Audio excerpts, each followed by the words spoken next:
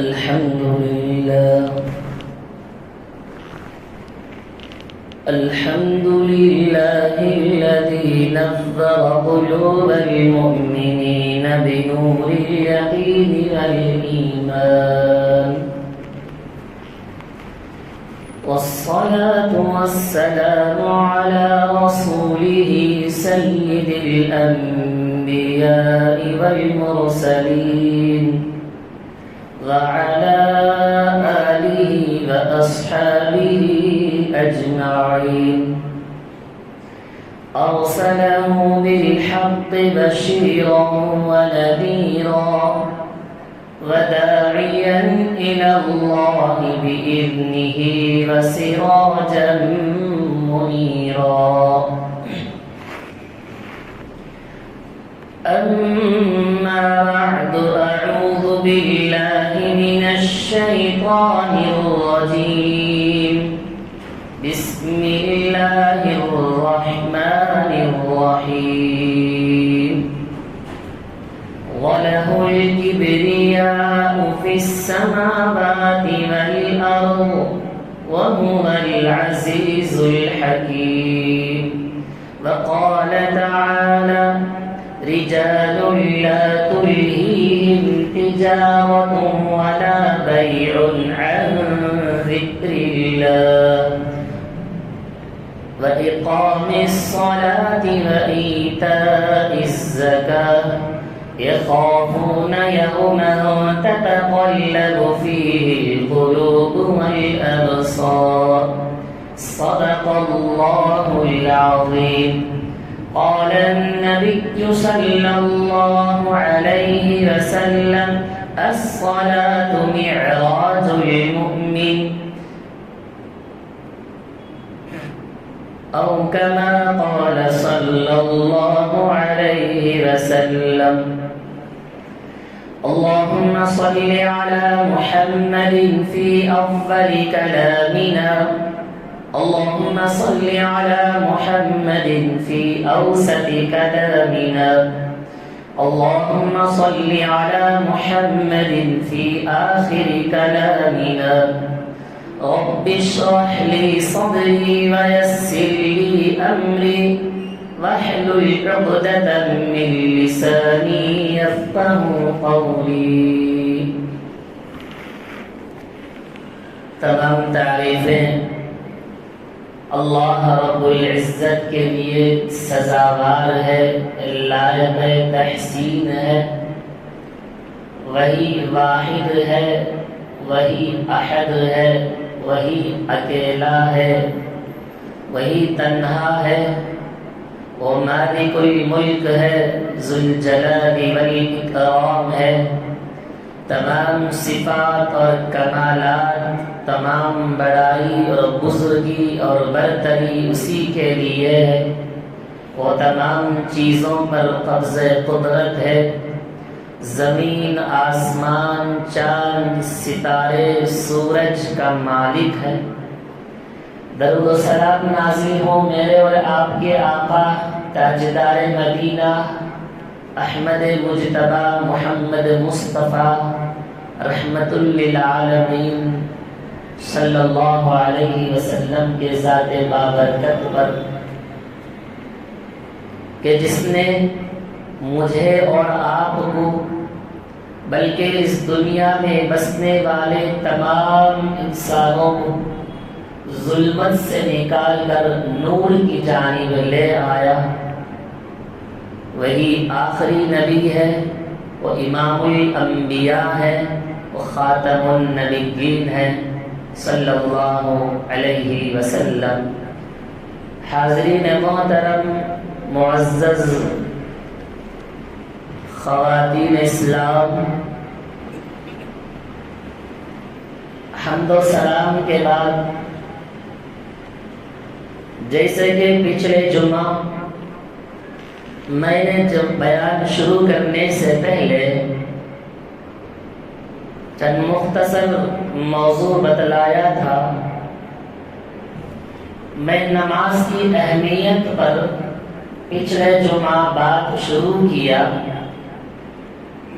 نماز کی اہمیت کے تعلق سے میں بات اس لیے شروع کیا ہوں کہ ہم محرم الحرام سے لے کر آج سفر کے مہینے میں چل رہے ہیں، کیونکہ اس مہینے میں بہت سارے واقعات، صحابہ اور صحابیات کے واقعات کو ہم نے سنا۔ ان پورے صحابہ اور صحابیات کے واقعے میں ایک اہم اور ضروری چیز جو نظر آئی، جس کی اہمیت اور جس کی فضیلت کا اندازہ ان کے واقعے میں ہوا، وہ ہے نماز۔ تو پچھلے جمعہ نماز کی اہمیت کے ساتھ ساتھ، بلکہ نماز کے پورے موضوع ہم نے نہیں سنا، بلکہ نماز کی اہمیت کیا ہے، نماز اللہ کے حبیب صلی اللہ علیہ وسلم کے ذات بابرکت پر اللہ رب العزت معراج میں نماز کا ایک تحفہ دیا۔ نماز کے لیے کن کن چیزوں کی ضروری ہے، طہارت اور وضو، یہاں تک پچھلے جمعہ ہم نے مکمل اس کی حکمتیں اور اس کی حدیث اور قرآن پاک کی آیات سے ہم نے سنا۔ اب طہارت کے بعد، وضو کے بعد اگر درجہ ہے مسجد کو جانے کے لیے، وہ ہے اذان اور مسجد۔ تو نماز کی اعتبار سے ترتیب وار بات سنیں گے۔ آج ہم سنیں گے نماز کی اہمیت اور مساجد کی اہمیت پر۔ اب یہ نماز کا موضوع ہمارا ختم نہیں ہوا ہے، تاکہ ترتیب وار بتاتا چلو، بات بھی سمجھ میں آ جائے گی، نماز کی اہمیت کا اندازہ بھی ہو جائے گا کہ نماز کی اہمیت اسلام کے اندر کتنا ہے، اس اہمیت کے لیے اس کے پیچھے کن کن چیزوں پر محنت کرنا ہے، جب جا کر یہ نماز صحیح اور درست اور قابل قبول ہوتا ہے۔ آئیے سنتے ہیں نماز اذان کے تعلق سے۔ اذان کی اہمیت کا موضوع میں نے منتخب کیا۔ یہ موضوع آج اس دنیا میں چلتا ہوا، سلگتا ہوا ایک مشہور موضوع ہے، جو اذان کے بند کرنے پر بعضی جماعتیں، وہ جماعت کوئی سی بھی ہو، بعضی جماعتیں اذان کو بند کرنے، اذان کی آواز کو دھیمی کرنے، یہاں تک کہ مساجد کے اسپیکر کو نکالنے پر جو انتہا کوششیں کر رہی ہیں۔ اس سے یہ اندازہ ہو، سنیں ہم اذان کی اہمیت کے تعلق سے اس کی حکمتیں کیا کیا ہیں۔ جب صحابہ کرام رضی اللہ عنہم اجمعین مدینہ المنورہ تشریف لائے، ہجرت کر کے، مسلمانوں کی آبادی زیادہ ہو گئی تھی، صحابہ کرام کی تعداد بہت زیادہ ہے۔ اذان کی ابتدا کہاں سے ہوئی اور کیسے ہوئی، اس کو بتاتا ہوں۔ جب مسلمانوں کی آبادی زیادہ ہو گئی تھی تو اللہ کے حبیب صلی اللہ علیہ وسلم، صحابہ آپس میں بیٹھ کر مشورہ کرنے لگے، اب لوگوں کو وقت پر مسجد کو بلانا ہے، کوئی ایک طریقہ اختیار کریں جس سے لوگوں کو ہم ہر وقت میں، 5 وقت میں بھی نماز کے لیے مسجد کو بلائیں۔ کیا طریقہ اختیار کیا جائے گا؟ ان کی آبادی زیادہ ہو گئی، مسلمان زیادہ ہو گئے، صحابہ کرام کی تعداد بہت زیادہ ہے، تو کیا کریں کہ ہم کون سا طریقہ اختیار کریں؟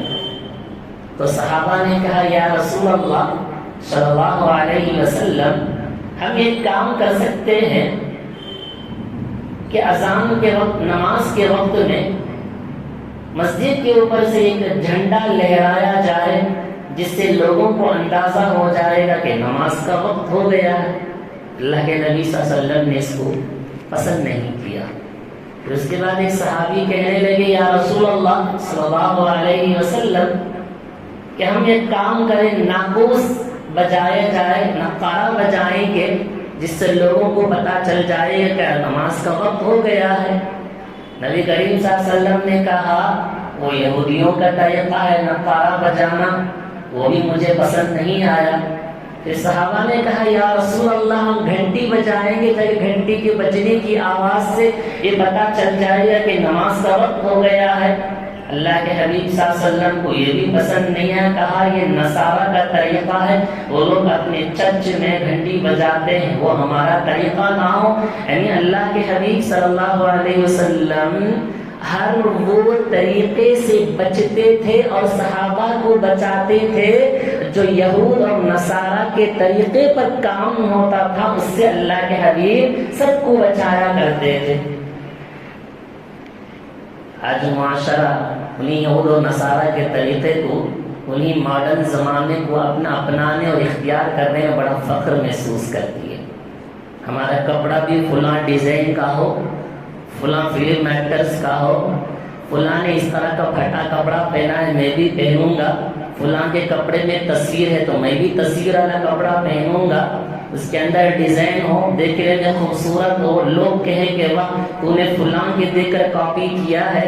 اللہ کے حبیب صلی اللہ علیہ وسلم نے کہا جو کوئی میرے طریقے کو چھوڑ کر، میرے صحابہ کے طریقے کو چھوڑ کر غیروں کا طریقہ اختیار کرتا ہے، من تشبہ بقوم فہو منہم، وہ انہی میں سے ہوگا، یعنی ان کا طریقہ اختیار کرنے والا ہے، اسلام کا طریقہ اختیار کرنے والا ہرگز نہیں ہو سکتا ہے۔ اللہ کے نبی نے قضاء سے منع فرمایا۔ درمیان میں باتیں کچھ آ گئی ہیں تاکہ بات سمجھنے کے لیے کچھ باتیں درمیان میں موضوع سے ہٹ کر بتاتا چلو تاکہ اندازہ ہو جائے۔ اللہ کے نبی نے قضاء سے منع فرمایا۔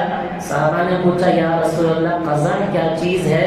کہا کہ آج کل ہمارے ماڈرن بچے فلاں کی چیزوں کو دیکھ کر سر کے بالوں کو ایسا کٹواتے ہیں کہ نعوذ باللہ، اللہ کے نبی نے کہا کہ اس پر اللہ کی لعنت ہے۔ اللہ کے نبی صلی اللہ علیہ وسلم بال رکھتے تھے کان تک یا نہیں تو نیچے گردن تک بال رکھا کرتے تھے، اگر کاٹنا ہوتا پورا کاٹو، اگر رکھنا ہے تو ایک لیول میں رکھو، کبھی سامنے کا بال رکھا پھر سائڈ کا بال رکھا، پھر سائڈ کے بالوں میں فلاں پھول کے نقشے، پھر اس کے بعد دیوانے اور پاگل پن کی جو پاگل جو کام کرتا ہے کپڑے پھاڑ لینا، چیخ لینا، چلا لینا، اس طرح کا طریقہ اختیار کرتا ہے۔ اللہ کے نبی نے کہا کہ وہ منع فرمایا۔ غرض اللہ کے نبی صلی اللہ علیہ وسلم نے اذان کے ان طریقے کو پسند نہیں کیا۔ مجلس ختم ہو گئی، صحابہ گھر چلے گئے اور رات میں حضرت عبداللہ بن زید بن عبد ربی ایک صحابی ہیں، ان کو خواب میں کوئی کہنے والا آتا کہنے لگا کس چیز کے سوچ میں لگے ہوئے ہیں؟ کہنے لگے ہم اللہ کے حبیب صلی اللہ علیہ وسلم کے ساتھ بیٹھے ہوئے تھے، لوگوں کو مسجد میں اذان نماز کے وقت کیسے بلائیں، کیا طریقہ اختیار کیا جائے؟ خواب میں کہنے والے نے کہا کہ میں بہترین طریقہ بتلاتا ہوں، وہ طریقہ اختیار کر لیں، ایک کلمہ سکھاتا ہوں۔ تو خواب میں اذان کے ایک کلمات کو سکھایا گیا کہ آج اللہ اکبر اللہ اکبر اللہ اکبر کی کلمات ہم سنتے ہیں، کلمات کو سکھایا گیا۔ یہ کلمات من جانب اللہ، اللہ کی جانب سے کلمہ سکھایا گیا ہے۔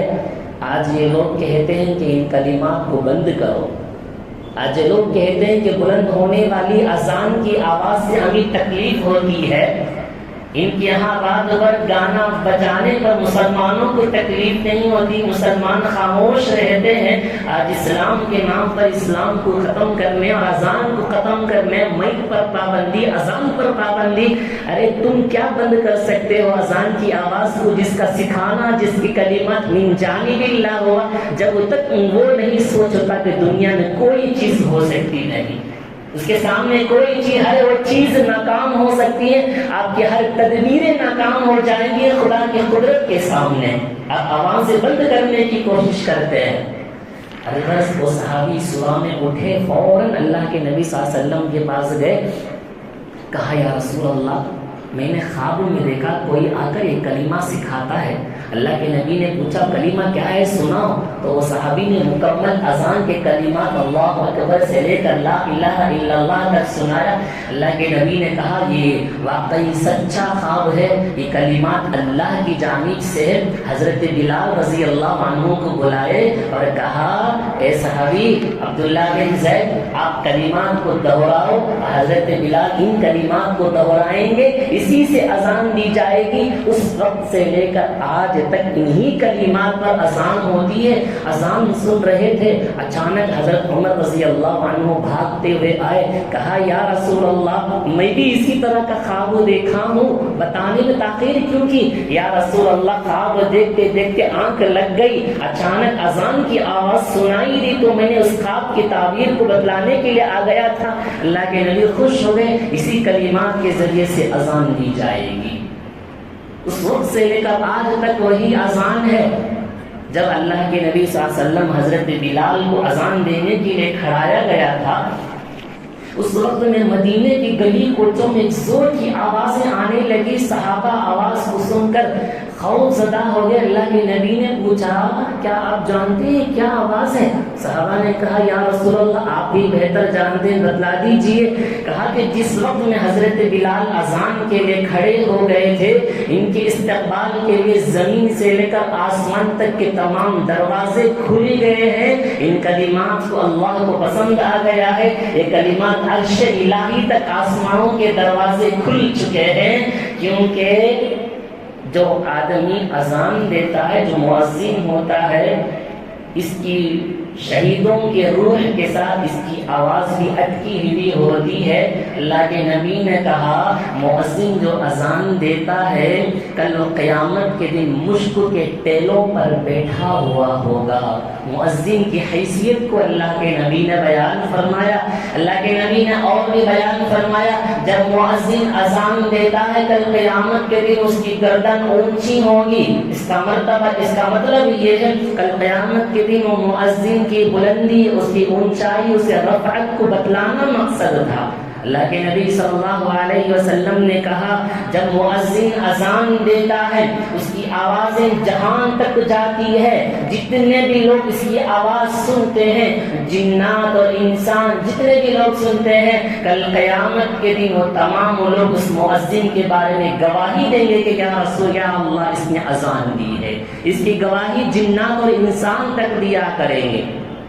اللہ کے نبی نے اور بھی مؤذن کی فضیلت بیان فرمائی، جو کوئی آدمی 7 سال تک لگاتار ثواب کی نیت سے اذان دیتا رہا، کل اس کو قیامت کے دن دوزخ سے اس کو نجات عطا فرمائے گا۔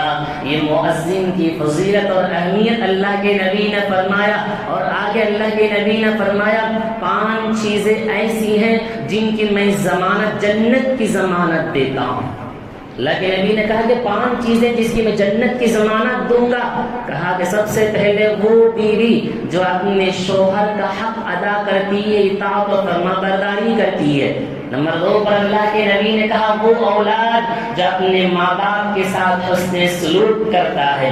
تیسرے نمبر پر اللہ کے نبی نے کہا مکہ جاتے ہوئے راستے میں انتقال کرنے والا جس کو میں جنت کی ضمانت دیتا ہوں۔ چوتھے نمبر پر اللہ کے نبی نے کہا کہ ایسا آدمی جس کا اخلاق اچھا ہو، حسن اخلاق والے کے لیے بھی میں جنت کی ضمانت دیتا ہوں۔ 5ویں نمبر پر اللہ کے حبیب نے کہا ایسے آدمی جو صرف ثواب کی نیت سے، اللہ کو راضی کرنے کی نیت سے اذان دیتا ہے، میں اسے بھی کل جنت کی ضمانت دیتا ہوں قیامت کے دن۔ اس سے اندازہ ہو گیا کہ 5 چیزیں ایسی ہیں جسے جنت کی ضمانت ہے۔ اللہ کے نبی صلی اللہ علیہ وسلم نے بیان فرمایا، اس سے مؤذن کی رفعت اور بلندی کو بیان کیا گیا۔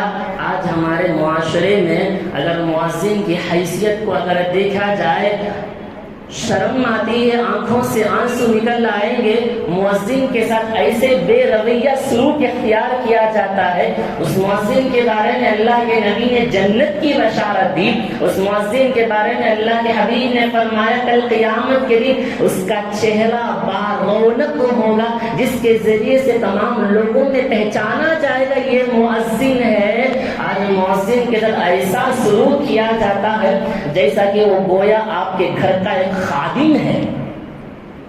آتے ہوئے کھڑے ہو کر مؤذن کو ایسے پکارا جاتا ہے, مؤذن صاحب یہ کیا ذکر, مؤذن کی حیثیت کو سمجھانے گیا, جس کی مؤذن کی حیثیت کو بتانے کے لیے اللہ کے نبی نے قیامت کے دن جس کو پہچانا جائے گا, تمام لوگ پہچان لیں گے کہ یہ دنیا میں اذان دیا کرتا تھا. حضرت بلال رضی اللہ عنہ کی آواز کی اتنی اونچائی اور مرتبہ ہے, کل مؤذن کی گواہی دینے کے لیے جنات و انسان کھڑے ہوں گے.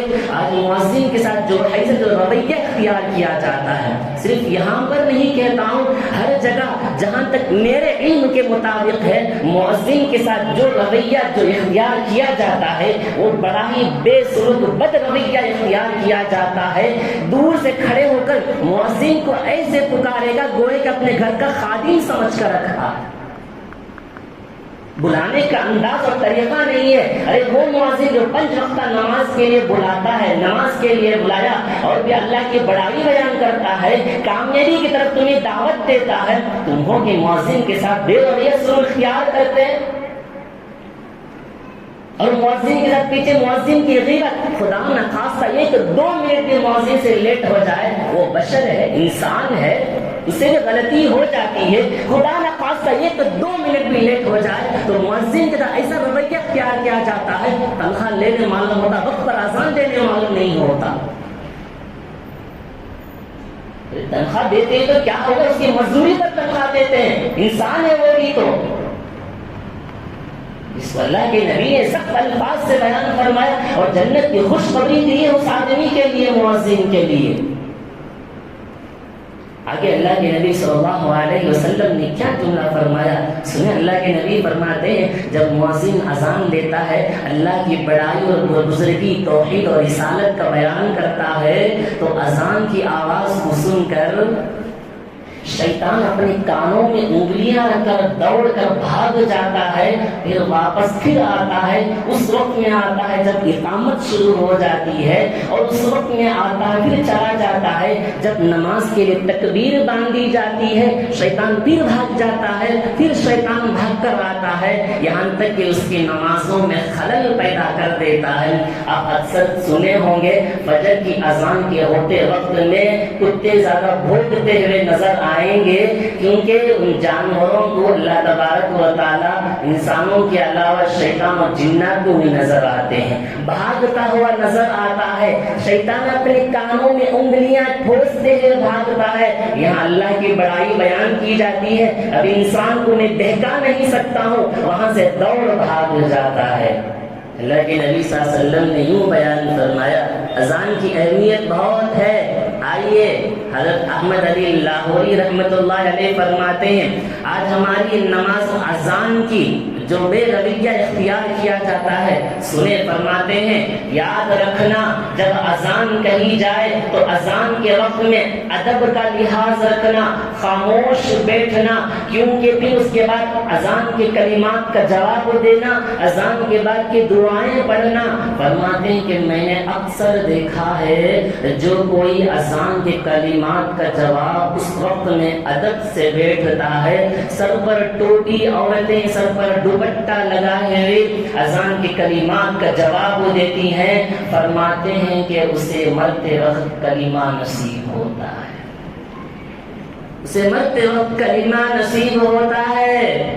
اذان کی اہمیت کا اندازہ اور سنیں. فرماتے ہیں کہ واقعے کے ذریعے سے پتہ چلتا ہے اذان کے کلمات کا ادب و احترام کرنے کی وجہ سے اللہ رب العزت اس کی مغفرت فرما دیتے ہیں.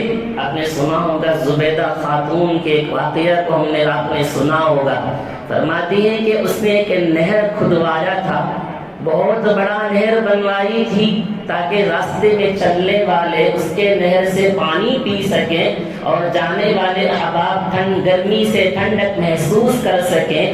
اس کا جب انتقال ہوا, کسی نے اسے خواب میں دیکھا, پوچھا کہ تیرا کیا حال ہے، قبر میں اللہ تیرے ساتھ کیا سلوک کیا ہے؟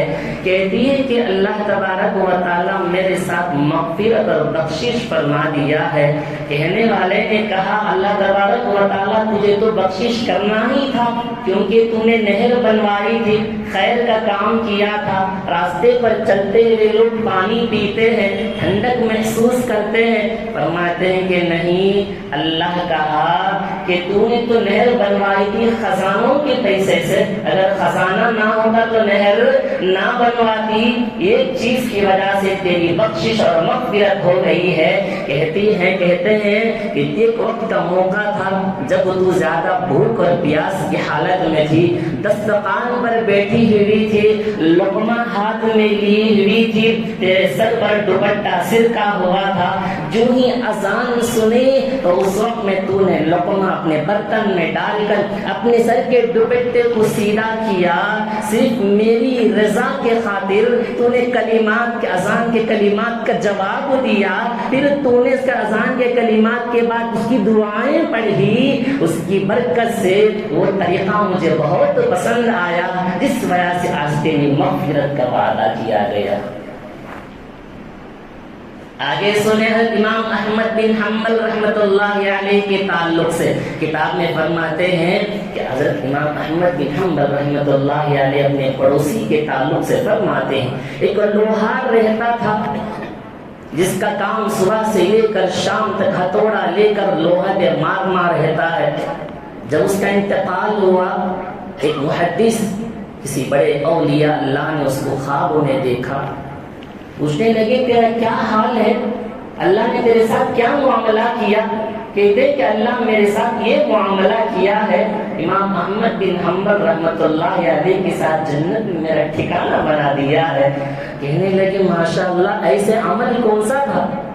خواب ختم ہو گئی، خواب کے بعد انہوں نے کسی حضرت کے پاس جا کر بتلایا، کہنے لگے جاؤ اس کے گھر میں تحقیق کر کے آؤ تو پتہ چل جائے گا، کوئی تو نیک عمل ہوگا جس کی وجہ سے اللہ تبارک و تعالیٰ اسے امام احمد بن حنبل رحمۃ اللہ علیہ کے ساتھ جنت میں بہترین ٹھکانہ۔ گھر گئے، اس کی اہلیہ سے پوچھا کہ بتاؤ کہ تیرے شوہر کا کون سا ایسا نیک عمل ہے جس کی وجہ سے اللہ رب العزت اس کی بخشش اور مغفرت فرما دی ہے؟ کہتے ہیں کوئی خاص عمل تو نہیں تھا، پنج وقت کا نماز کا پابند تو تھا۔ کہتی ہے کوئی خاص عمل ہوگا سوچ کر بتانا؟ کہتی ہیں ہاں، ان کے اندر ایک دو محبوب عمل تھا، شاید اس وجہ سے اللہ رب العزت اس کی بخشش کر دیے ہوں گے۔ کہتی ہے کہ وہ صبح سے لے کر شام تک لوہا کا کام کرتا ہے، ایک طریقہ اس کا ایک رہا، جب وہ ہتھوڑا اٹھاتا ہے لوہے پر مارنے کے لیے، جو ہی اذان ہوتی ہے تو ہتھوڑے کو فوراً زمین پر پٹک دیتا ہے اور یہ کہتا ہے کہ اللہ کا بلاوا آ گیا ہے، مجھے اب مسجد کو جانا ہے، کلمات کے اذان کے جواب دیتا ہے، اذان کے بعد کی دعائیں پڑھتا ہے۔ ایک دوسری چیز یہ تھی، وہ یہ ہے وہ صبح سے لے کر شام تک کام کر کر کے تھک جاتا ہے، رات کو جب چھت میں سوتا ہے تو سامنے امام احمد بن حنبل رحمۃ اللہ علیہ رات بھر قرآن کی تلاوت میں مشغول ہو جاتے تھے۔ یہ آدمی دل ہی دل میں سوچتا تھا میرا شوہر کاش کہ میں تھکا ہوا نہ ہوتا، کیونکہ میں صبح سے لے کر شام تک لوہا کے کام کر کر کے میں بہت تھک جاتا ہوں، اگر میں تھکا ہوا نہ ہوتا تو میں بھی امام احمد بن حنبل کی طرح قرآن مجید کی تلاوت میں اور رات بھر نفلوں میں لگ جاتا، اللہ کا محبوب بن جاتا۔ تو اسی وجہ سے شاید اللہ رب العزت نے اس کی بخشش کر دی ہوگی، اذان کے جواب کی وجہ سے، نیک لوگوں کی صحبت کی وجہ سے اللہ رب العزت یہ مرتبہ، یہ عہدہ عطا فرمایا۔ جنت کی خوشخبری اور خبر میں اس بندے کی بخشش کا مغفرت کا وعدہ ہے۔ حاضرین محترم معزز خواتین، ذرا غور کرنا، آج اذان کے وقت میں آج ہمارا جو سلوک ہے، گھروں میں ٹی وی چل رہا ہوگا، اذان ہوتے ہوئے ٹی وی کو بند نہیں کیا جاتا ہے، آواز کو کم کر کے والیوم کے میوٹ میں ڈال دیا جاتا ہے، نگاہیں تو ٹی وی پر ٹھہری ہوئی ہوتی ہے، اذان کے کلمات کا جواب دینے کی توفیق نہیں ہوتی، اذان کے بعد کی جوابات بھی نہیں ہوتے۔ آج ہمارے وہ نوجوان جو کرکٹ کا سیزن چل رہا ہے، اذان ہوتی ہے وہ فلاں بدتر اور بے فضول گیموں میں کھیل کر اور کرکٹ کے موقع میں بیٹھ کر بیٹ لگا کر اپنی ایمان کو ضائع کرتے ہیں۔ خدا را اللہ کے خوف اپنے دل میں پیدا کرو۔ قرآن میں وہاں اذان ہے، یہاں کرکٹ پر ہماری نگاہیں ہیں، وہاں اذان ہو رہی ہے، یعنی ٹی وی پر ہماری نگاہیں چل رہی ہیں۔ آواز کے بند کرنے سے، آواز کے کم کرنے سے آپ کی نگاہیں تو ٹی وی کے اندر موجود ہے، وہاں ناچ چلنے والی، ناچ گانے والی کے اندر موجود ہے۔ آپ کا دل یہ کہتا ہے کہ اب میں ٹی وی بند کروں گا یا میں ٹی وی بند کروں گی، بات والا سین چلا جائے گا، میں دیکھوں گا کیسا۔ اللہ اکبر، اور اذان کو دیکھو، اذان کے کلمات کا جواب دو۔ نگاہیں اس پر پڑی ہوئی ہیں، غیر محرم کے پر نگاہیں ہماری پڑتی ہیں، جو ننگی ناچ گانے والوں کی آوازیں ہماری پڑتی ہیں۔ تربیت والدین کی تربیت ماں باپ بچوں کے ساتھ ہونا چاہیے، وہاں بچے بھی بیٹھے ہیں، باپ بھی بیٹھا ہے، ماں بھی بیٹھی ہے، تمام لوگ بیٹھ کر وہ بے وحوش فضولیات کی تصویروں پر دیکھ کر بیٹھے ہیں۔ قل للمؤمنین یغضوا من ابصارہم، اللہ تبارک و تعالیٰ نے کہا اپنی نگاہوں کی حفاظت کرو۔ کہاں اس غیر محرم کی نگاہوں پر اپنے آپ کو نگاہ ڈال کر بیٹھے ہوئے؟ اذان کے وقت میں ٹی وی پر نگاہ، صرف فونوں پر نگاہ، کھیل کود میں اپنی اوقات کو ضائع کرتے ہیں۔ ارے نوجوانوں، ذرا آپ کل یا پرسوں والی سالانہ نیوز پیپر کو اٹھا کر دیکھیں، ہیڈ لائن پر بتایا جاتا ہے ایک مسلمانوں پر قتل عام کی سازشیں چل رہی ہیں۔ آج ہماری نوجوانیں موبائلوں پر، ٹی ویوں پر اپنی اوقات کو گلی کوچے میں ضائع کرنے کو بڑا فخر محسوس کرتی ہے۔ وہاں مسلمانوں کو قتل عام کی سازش بڑے پیپر میں سامنے فرنٹ پیج میں لگاتا ہے۔ اس کی جرأت تو دیکھو، کیوں جرأت ہوئی اس کو؟ کیونکہ ہم اللہ کے خوف کو بھلا دیا، اللہ کو بھلا دیے، ان کلمات کو بھلا دیا، نماز کی اہمیت نہیں رہی، مسجد کی اہمیت نہیں رہی، اذان کی اہمیت نہیں رہی، اور یہاں تک کہ یہ بھی لکھا جاتا ہے کسی جماعت نے اسکولوں میں جا کر مسلمانوں کے خلاف سازشیں کر رہی ہے، آئی ٹی کمپنیوں میں جا کر مسلمانوں کے ساتھ سازشیں رچی جا رہی ہیں، اسلام کو ختم کرنے کی کوششیں کی جا رہی ہیں۔ ہم ابھی بے پرواہ اور لاپرواہ ہو کر اپنی زندگی کو بسر کرنے میں بڑا فخر محسوس کرتا ہے۔ چاہے 4 یا 10 گھنٹے گلی میں بازار میں وقت ضائع کرنے میں لگ جاتی ہے۔ جس زبان سے اللہ اکبر کی تعبیر تکبیر بلند کرتے ہو، وہاں گلی میں کھڑے ہو کر گالیاں زبان میں بکتے ہو۔ جس زبان سے اللہ اکبر کی تکبیر کو تم بلند کرتے ہو، جس زبان سے اشہد ان لا الہ الا اللہ کی تکبیر بلند کرتے ہو، وہاں غیبتیں تم کرتے گلی کو چل پھر رہے ہو۔ کیا تمہیں شرم نہیں؟ ابھی کس وقت کا تمہیں انتظار ہے؟ کیا موت کا خوف نہیں؟ کیا قبر کا خوف نہیں؟ کیا حشر کا خوف نہیں؟ کیا قبر میں اللہ کے جواب دینا نہیں ہوگا؟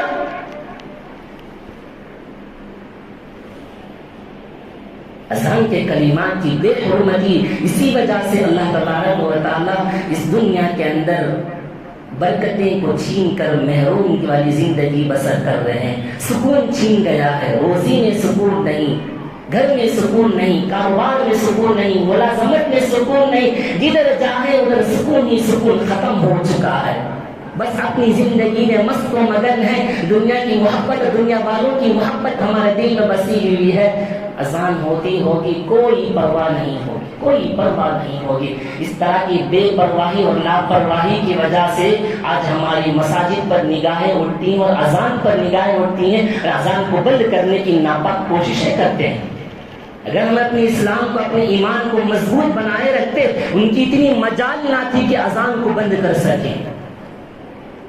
یہ سب ہماری لاپرواہی، ہماری بد اخلاقی، ہمارے بد کردار، ہمارے بے ایمانی کی وجہ سے، غیر ایمان کی وجہ سے یہ سب موسم کی ماحول ہمیں دیکھنا پڑ رہا۔ لیکن نبی صلی اللہ علیہ وسلم اذان کے کلمات کا ایسے ہی بیان نہیں فرمایا، ایک بہت ہی خوبصورت انداز میں اذان کے کلمات کی حکمتیں بیان کرتے ہیں۔ سنیں اللہ کی تعبیر کتنی بڑی ہے، اللہ کی بڑائی، کمالات اور صفات کتنے بڑے ہیں۔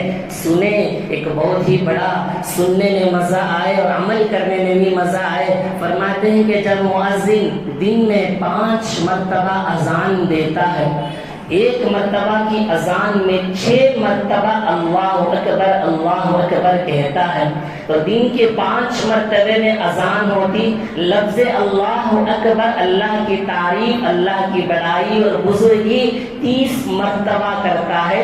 اس کے جواب دینے والا بھی 30 مرتبہ جواب دیتا ہے۔ پھر لفظ اللہ اکبر اقامت کے موقع پر بھی 5 مرتبہ، تو 30 ہوئے، تو کل 60 مرتبہ صبح سے لے کر شام تک اللہ کی بزرگی اور بڑائی بیان کرتے ہیں۔ پھر اس کے بعد فرض نماز شروع، فرض نماز، سنتیں، نفلیں، وتر کے رکوع اور سجدے کے تکبیر کو کل ملا لیا جائے، ایک دن میں انسان اللہ اکبر 290 پر 6 مرتبہ اللہ کی بزرگی بلندی کو بیان کرتا ہے۔ پھر اس کے بعد ہر نماز کے بعد 34 مرتبہ، 40 پر 3 مرتبہ اللہ اکبر کا ذکر کرتا ہے، تو کل ملا کر ایک دن میں 5 وقتہ نمازوں میں اذان سے لے کر نماز تک، تکبیر تک 460 پر 8 مرتبہ اللہ اکبر کی تعبیر، تکبیر بلند کرتا ہے۔ بتاؤ، جب بندہ اتنے مرتبہ اللہ کو یاد کرے گا تو اللہ تبارک و تعالیٰ کو کتنا بندے پر رحم آتا ہوگا۔ اللہ تبارک و تعالیٰ سے ذکر کرنے والا جب بندہ اللہ سے دعائیں کرتا ہے، خدا کو خالی ہاتھ لوٹانا بھی شرم آتا ہے۔ فاذکرونی اذکرکم، خدا کہتا ہے تو مجھے یاد کر، میں تجھے یاد کرتا ہوں۔ ایک دن میں 400 سے زائد مرتبہ جب خدا کو یاد کریں گے، بتاؤ کیا اس بندے کو اللہ اس کے رزق میں برکت دے گا یا نہیں دے گا؟ بتاؤ کہ اللہ تبارک و تعالیٰ اس کی زندگی میں سکون کی زندگی دیتا ہے یا نہیں دیتا ہے؟ کتنے مرتبہ اللہ کی بلندی اور برتری بیان کرتے ہیں۔ اسی کو قرآن کہتا ہے وَلَهُ الْكِبْرِيَاءُ فِي السَّمَاوَاتِ وَالْأَرْضِ وَهُوَ الْعَزِيزُ الْحَكِيمُ۔ زمین و آسمان کی جتنے بھی تعریفیں ہیں صرف اللہ کے لیے ہے، اور وہی باعزت اور حکمت والا ہے۔ اللہ فرماتا ہے اللہ کے کمالات اور صفات کو اگر گننا چاہو گے تمہارے عقل میں، تمہاری سوچ میں آ نہیں سکتی، اتنی نعمتیں ہیں اللہ کی۔ وَإِن تَعُدُّوا نِعْمَتَ اللَّهِ لَا تُحْصُوهَا، اگر اللہ تبارک و تعالیٰ کی نعمتوں کو بیٹھ کر لکھنا بھی چاہیں تمہارے ذہن میں بھی نہیں آ سکتا ہے، نعمتیں کو تم گھیر بھی نہیں سکتے۔ اسی کو قرآن کیا کہتا ہے، ایک مثال سے سمجھاتا ہے قرآن، وَلَوْ أَنَّ مَا فِي الْأَرْضِ مِن شَجَرَةٍ أَقْلَامٌ وَالْبَحْرُ يَمُدُّهُ مِن بَعْدِهِ سَبْعَةُ أَبْحُرٍ مَا نَفِدَتْ كَلِمَاتُ اللَّهِ۔ قرآن مثال دے کر بیان فرماتا ہے اللہ اکبر، اللہ کی تعریف، اللہ کے کمالات، اللہ کے صفات کو، اللہ کی نعمتوں کو اگر گننا چاہے، لکھنا چاہے، مثال دیتا ہے دنیا میں رہنے والی جتنے بھی درختیں ہیں پورے درخت کو قلم بنا لیا جائے، 7 سمندروں کے پانی کو انک بنا لیا جائے، اللہ کی تعریف لکھنا شروع کریں، قلم ختم ہو جائے گی، پانی ختم ہو جائے گا۔ ما نفدت کلمات اللہ، اللہ کے کلمات ختم ہونے والی نہیں ہے۔ صبح سے لے کر شام تک اللہ کی بزرگی بیان کرنے والا خدا تعالیٰ کہاں اس بندے کو خالی ہاتھ لوٹا سکتا ہے؟ اتنا ہی نہیں، اللہ اکبر، اشہد ان لا الہ الا اللہ، نماز کے اندر اذان میں، پھر اس کے بعد نماز کے اندر اذان کے اندر اللہ کی بزرگی بڑائی، اللہ کی تعریف، نبی کی شہادت، نماز کے لیے بلایا جاتا ہے، نماز کی کامیابی کے لیے بلایا جاتا ہے۔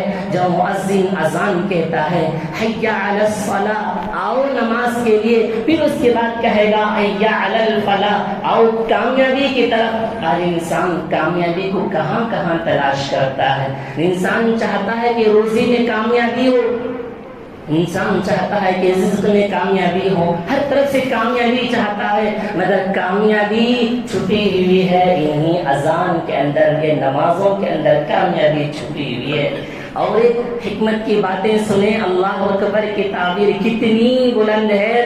اللہ تبارک و تعالیٰ کا ایک ایسا نظام ہے اس دنیا کے اندر، اگر سب سے پہلے کہیں اذان شروع ہوتی ہے تو وہ انڈونیشیا کے اندر اذان شروع ہوتی ہے، کیونکہ وہ مشرق کی جانب پھیلا ہوا ہے۔ انڈونیشیا سے اذان شروع ہو کر ملیشیا، سنگاپور، پھر اس کے بعد ہندوستان، پاکستان، افغانستان، دبئی، قطر، دبئی ہوتے ہوئے امریکہ پر جا کر اذان ختم ہوتی ہے۔ کل 9 گھنٹے اذان ہوتی ہے، اور جو ہی اذان امریکہ میں ختم ہوتی فجر کی تو فوراً ظہر کی اذان انڈونیشیا میں شروع ہو جاتی ہے۔ پھر ظہر کو ختم ہوتے ہوئے عصر کے وقت میں امریکہ میں ظہر کا وقت ختم ہوگا، پھر اس کے بعد فوراً انڈونیشیا میں شروع ہوگا۔ اس طرح پوری دنیا میں پورے گھنٹے میں ایک لمحہ ایسا نہیں ہے اللہ کی آواز سے آوازیں بلند نہ ہوتی ہیں۔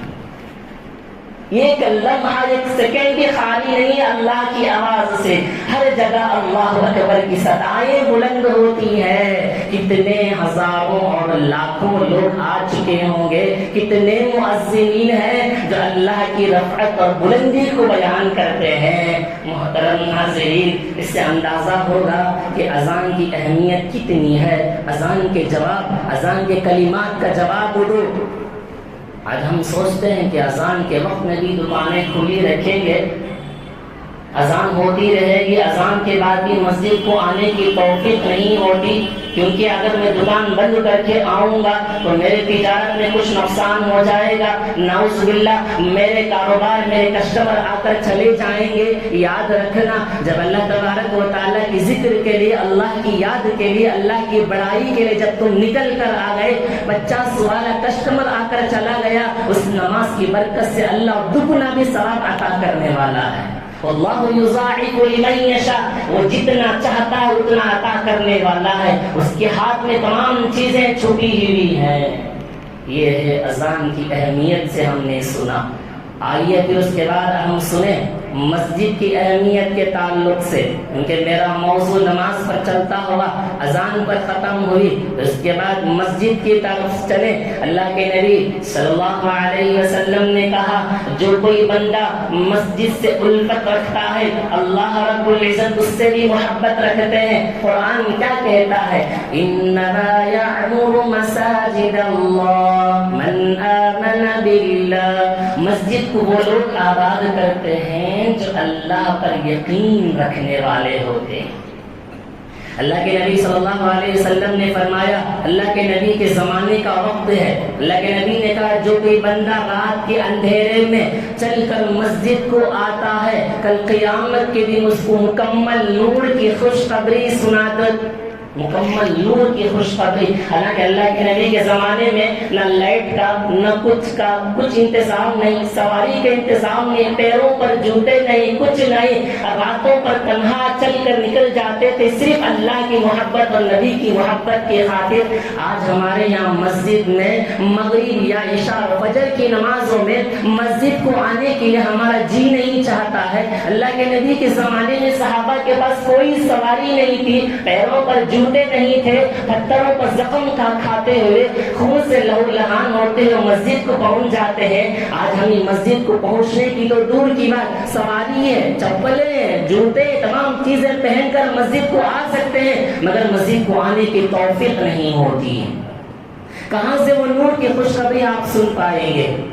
اللہ کے نبی صلی اللہ علیہ وسلم نے فرمایا، کل قیامت کے دن اللہ کے عرش کے سائے میں اس بندے کو جگہ نصیب ہوگا، اس دن اللہ کے سائے کے علاوہ کوئی سایہ نہ ہوگا۔ اللہ کے نبی نے کہا، وہ آدمی جس کا تعلق، جو بار بار مسجد جاتا ہو اور مسجد سے الفت رکھتا ہو، کل قیامت کے دن اسے میں اپنے عرش کے سائے میں جگہ نصیب کروں گا۔ اللہ رب العزت نے کہا، میرے پڑوسی کہاں ہیں؟ فرشتے نے کہا یا رسول اللہ آپ کے پڑوسی کون ہیں؟ اللہ نے کہا مسجد کو آباد کرنے والے میرے پڑوسی ہیں، کیونکہ مسجد اللہ کا گھر ہے، یہ مسجد متقیوں کا گھر ہے۔ جب گھر اللہ کا ہے اس میں آنے والے اللہ کے مہمان ہیں، اس میں آنے والے اللہ کے پڑوسی ہیں، اسی لیے اللہ نے کہا میرے پڑوسی کہا۔ اللہ کے نبی صلی اللہ علیہ وسلم حدیث میں اور بھی بیان فرمایا، سنیں کیا کہتے ہیں اللہ کے نبی، جو کوئی آدمی مسجد کو آباد کرنے کی کوشش کرتا ہے تو اس وقت میں آسمان سے اترنے والی بلائیں اور مصیبتوں سے میں اسے نجات دوں گا۔ اللہ تبارک و تعالی جب کسی قوم پر عذاب بھیجنے کا ارادہ کرتا ہے تو اس قوم میں ایسے لوگوں کو اللہ دیکھتا ہے جس کے ذریعے سے اپنی عذاب کو ہٹا دیتا ہے۔ ان میں سے ایک مسجد کو آباد کرنے والے، نمبر 2 پر کہتے ہیں جو اللہ کی خاطر آپس میں محبت رکھنے والے۔ اس میں سے اللہ کے نبی نے اور کہا راتوں میں اٹھ کر استغفار کرنے والے، نمازوں میں وقت لگانے والے، اللہ تبارک و تعالیٰ ان پر اپنی عذاب کو نازل کرنے سے روک دیتا ہے، عذاب کو موقوف کر دیتا ہے۔ آج ہم دیکھیں شاید یہ بارش آسمانی بلائیں مصیبتیں کیا ہے معلوم نہیں ہے، رام نگر ہوتے ہوئے ٹنکور، پھر اس کے بعد ہمارے شہر بنگلور میں اللہ اکبر بڑے سے بڑے گھروں پانی میں ڈوبے ہوئے ہیں، جن کو اپنی مالیت پر بڑا فخر تھا، جن کے اپنی گاڑیوں پر بڑا فخر تھا، خدا کو بھول بیٹھے تھے۔ آج اللہ تبارک و تعالی شاید اسی وجہ سے یہ حدیث جو سنا ہم نے، ایسے قوم پر اللہ عذاب نہیں بھیجتا ہے جہاں مسجد کو آباد کرتے ہیں، یہاں خدا کو بھلا دیا۔ اللہ تبارک و تعالی آسمان سے پانی برسائے، لاکھوں کروڑوں کے گھر پانی میں تیر رہے ہیں اور گاڑیاں پانی میں تیر رہے ہیں، جنہیں فخر تھا مال پر، جنہیں فخر تھا مسجد کو نہ جانے پر، جنہیں اپنے آپ کو بڑا ہی یہودی اور نصرانی کے طریقے پر چلنے کو بڑا فخر محسوس کرتے تھے، آج آپ کا وہ اکڑ اور تکبر اور غرور کہاں گیا؟ اللہ کے سامنے کہاں گیا؟ اسی لیے اللہ تبارک و تعالیٰ کیا فرماتا ہے قرآن میں، وَمَا كَانَ اللَّهُ لِيُعَذِّبَهُمْ وَأَنْتَ فِيهِمْ وَمَا كَانَ اللَّهُ مُعَذِّبَهُمْ وَهُمْ يَسْتَغْفِرُونَ۔ اللہ تبارک و تعالیٰ فرماتا ہے اللہ کے نبی سے خطاب کر کے، جب تک آپ اس دنیا میں رہیں گے میں اس وقت تک دنیا میں عذاب نہیں بھیجوں گا، اور میں اس وقت بھی عذاب نہیں بھیجوں گا جب تک کہ میرے بندے توبہ استغفار میں مشغول ہو جاتے ہیں۔ یہ 2 چیزوں سے میں دنیا میں عذاب نہیں بھیج پاؤں گا۔ قرآن کیا کہتا ہے؟ انہی عذاب سے، انہی توبہ استغفار کی برکت سے میں تمہیں بہت ساری نعمتوں سے نوازوں گا۔ اللہ فرماتا ہے توبہ استغفار کا معمول بنا لیا کرو، بے اولادوں کو اللہ اولاد سے نوازتا ہے۔ خود قرآن کیا کہتا ہے؟ یرسل السماء علیکم مدرارا، بے موسم کی بارش ہو رہی ہے، اللہ وہاں کیا کہتا ہے؟ آسمان سے بارش برساؤں گا، اجڑے ہوئے کھیتیوں کو سیراب کروں گا تمہارے توبہ استغفار کی وجہ سے۔ وَيُمْدِدْكُمْ بِأَمْوَالٍ، تمہارے توبہ استغفار کی وجہ سے میں ایسے روزی عطا کروں گا تمہیں وہم و گمان بھی نہیں ہوگا کہ اللہ نے مجھے روزی رزق کہاں سے عطا فرمایا ہے۔ وَبَنِينَ، اللہ فرماتا ہے جو بے اولاد ہیں ان کے لیے بھی ہے توبہ استغفار کثرت سے کرو، جو اولاد سے محروم ہے اللہ ان اولاد عطا فرماتا ہے۔ قرآن کا کیا پیارا جملہ ہے، قرآن کے حکم پر عمل کریں زندگی تو سدھر جائے گی۔ آج ہم اذان اور مسجد کے تعلق سے، اس کی اہمیت کے تعلق سے سنا، انشاءاللہ اگلے جمعہ آپ حضرات کی سامنے نماز کی اہمیت اور نماز کے اعزازات اور نماز کے اسرار و رموز کیا ہیں انشاءاللہ آپ حضرات کی خدمت میں بتائی جائے گی۔ لہٰذا اذان کی اہمیت کو سمجھو، اذان کے کلمات کا جواب دو، اذان کے بعد بھی دعاؤں پڑھنے کا اہتمام کرو، کیونکہ اذان کے بعد کی دعا اللہ رب العزت قبول کرتا ہے۔ اذان جب کہی جائے اللہ اکبر پر جواب دو اللہ اکبر، اشہد ان لا الہ الا اللہ پر وہی کلمات کو دہراؤ، اشہد ان محمد رسول اللہ پر اسی کلمات کو دہراؤ۔ جب حی علی الصلاۃ آتا ہے اس وقت میں لا حول ولا قوت الا باللہ پڑھ لو، حی علی الفلاح میں بھی وہی جملہ پڑھو، اللہ اکبر میں وہی پڑھ لو، لا الہ الا اللہ میں لا الہ الا اللہ پڑھ لو، پھر فجر میں الصلاۃ خیر من النوم میں یہ جملہ پڑھاؤ، صدقتا و بررتا یہ جملہ کو بڑھا لیا کرو، آپ نے سچ کہا، آپ نے نیکی کی دعوت دی۔